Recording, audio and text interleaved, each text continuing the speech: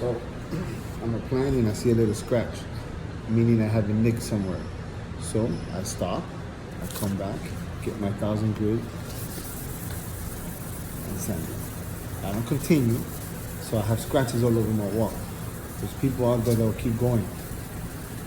Because I even had to get into arguments with my own employees about it. You stop, if you see it, you're a professional, you stop, you fix your trowel.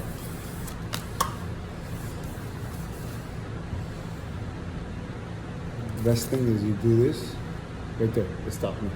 See, you can't move it. And the nick is right there. It could be a hairline nick that you can't even see, but you can feel. That right there will just destroy your whole wall. And you have to do it both sides, this side too. I like to use fine sandpaper. Don't go with very, like this, because this will make you try like crazy.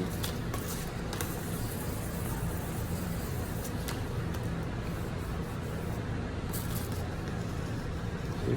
Fix. Like butter. Now continue. You see a nick, you stop right away and you fix it. Don't keep going, because then you're gonna ruin your whole finished wall. You stop right away and you fix the freaking problem right there at hand. Exotic tip.